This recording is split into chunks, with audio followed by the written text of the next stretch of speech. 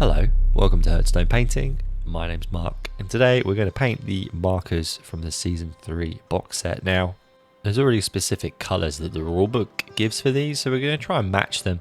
Match what's shown here, and go into a little bit about what each thing is, and talk a little bit about the new rules as well as we go. It's a bit of a different painting video. These are fairly basic, but we're going to stick with them on the sprue. And we're going to spray the entire sprue with Leadbelcher first, and we'll cut them out later, but we'll get to that in a bit. So the rulebook kind of states that miniatures, I spend time painting models, and I varnish them as best I can, but they say that these markers are for your models when they're stunned and prone, but I don't know whether they're useful or not.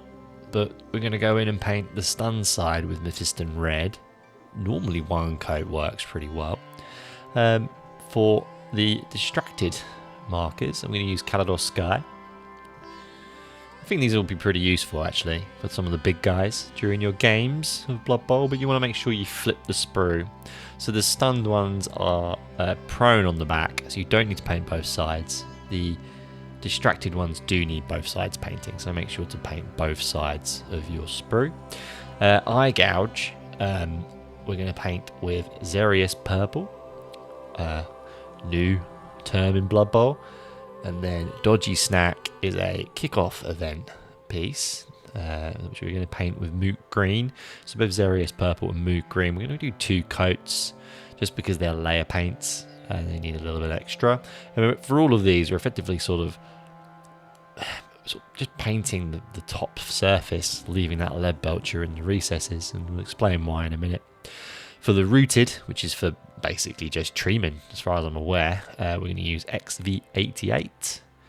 And then for the chomped symbols, we're going to use Corax White. I don't know if there's any positionals that actually can chomp anybody right now. I'll have to check it out. But that's what they're for. And then finally, there's a singular blitz token, which is quite helpful. I don't know if I'll use this, but I have been using a marker to just indicate where my blitz started. I guess you could use that so you can count back, but for that we're going to use Runelord Brass. And then when that's done, we'll flip over and paint Yriel Yellow on this side. Now, the yellow shown in the rulebook is control yellow. It's not Avalanche Sunset, so I've tried to match it, and Yriel Yellow is the closest I think, but it's such a watery colour. I think it took me 4 coats from memory. It was a lot of painting, so that took a long time to do. If you would prefer to use Avalanche Sunset so you get a bit of a deeper tone, I think that's totally fine. But what we're going to do now, we're going to do a couple of the extra prep sections. We're going to repaint over the 2 markers as a ball token, which shows you in and out of possession, which is helpful, and then a bomb marker as well. We're going to paint that in Leadbelcher so that it can then be dry brushed or cleaned up later. And then on the blitz token, it didn't seem like a gold, it seemed much more like a brassy colour, but to match it to the photos, I've just washed it in Runelord Brass and kept it at that. Now we're going to go over the ball markers, and we're going to go over the bomb token and just wash this with Nuln Oil. Absolutely swamp it. Try to keep it away from your other painted pieces when you're doing this, and you want to try and just make sure all the lettering and all of those little details are well washed. Now the tough bit, this didn't quite work out how I planned, so I had to add an extra step in here. But I was using Black Templar. I think my Black Templar has actually dried a little bit. It's a bit sticky. But what I was planning on doing was putting the contrast into the recesses and then wiping it away. It didn't turn out like that, and I'll explain why later. But once all of this is dry, we're going to do some dry brushing on the 2 tokens. So starting back with Leadbelcher, add really quick dry brush over this just to bring it back out a little bit. Will be perfect. And then we'll move in with Iron Hand Steel. And you kind of want to, I found a direction diagonal on this works really well, but you can, use circular rotation if you prefer. But because they're markers, I found just going in one direction was perfect for this. We'll come back to the markers in a minute, but there is actually a ball on this sprue, and I thought very rarely does anybody paint the balls anymore, so I thought it's a pretty standard Blood Bowl ball. So we're just going to go with all the base coats first and then wash it with Nuln Oil. So the first base coat is Rhinox Hide over the actual ball itself. Then we'll move in and paint the ground. In this case, Steel Legion Drab. But you can paint the base of this ball, whatever will match your teams. I'm going with a very standard mud theme here. Then we'll get Wraithbone over the, I guess it's the straps of the front of the ball. They're on both sides, and it's kind of like a plastic section around the back of it as well that you want to cover. Just paint that entire rectangular element. And then the fiddly bit is just getting Iron Hand Steel onto the metal spikes that ring around the balls.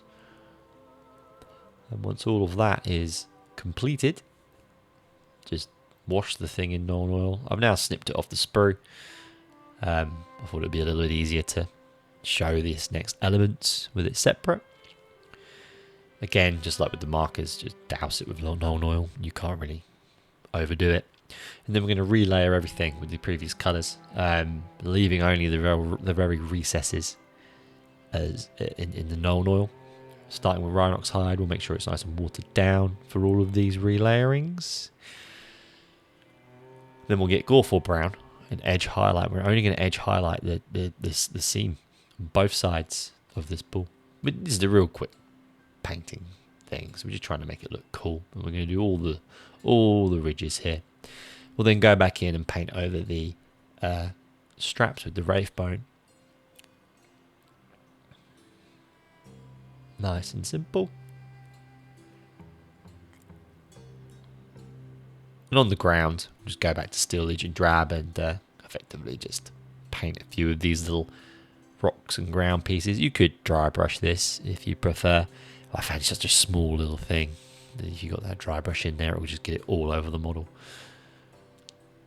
And then we'll get Stormhost Silver, and we're just going to paint basically just the spikes entirely in Stormhost Silver, leaving a recess in the edges. And then we'll run a ring around the top, like an edge highlight around that frame section on the bottom and the top of the ball. And then finally, just on the straps themselves, just white scar, nice and watered down. Just pick those 4 little string pieces out. Going back to the markers, I had a bit of a disaster with the... I don't use contrast very much. I think that this contrast paint had... it just dried a little bit, and it wasn't really pulling off of these. I wanted it to darken them recesses, and then I could just wipe it off. I knew I'd have to go in and touch up a little bit, but I found it really just darkened everything down. So this is a step that I think if you've got a your black Templars in a decent consistency and you wipe it away quickly, it should be fine.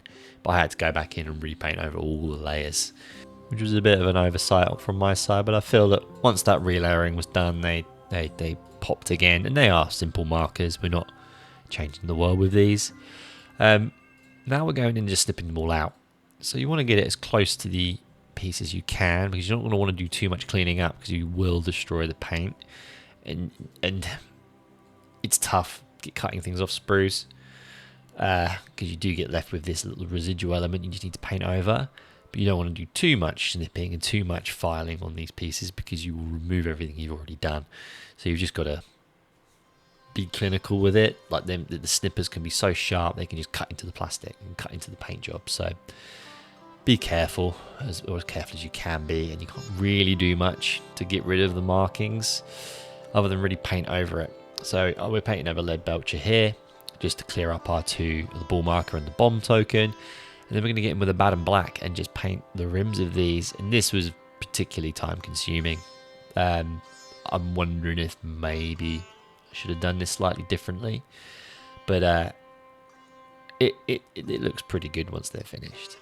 So here they are. First off, the prone and stun, the double-sided ones. The yellow really suffered from the Black Templar failure, but I couldn't redo too many layers. Now the prone and stun markers, I don't know if I'll use these. I think that we've got better alternatives. The SBL, Rob and the guys who run that league, they've got their own alternatives for that. You know, if you don't want to lay your models down, I think as long as you're using these, that's cool, but there are better things you can use.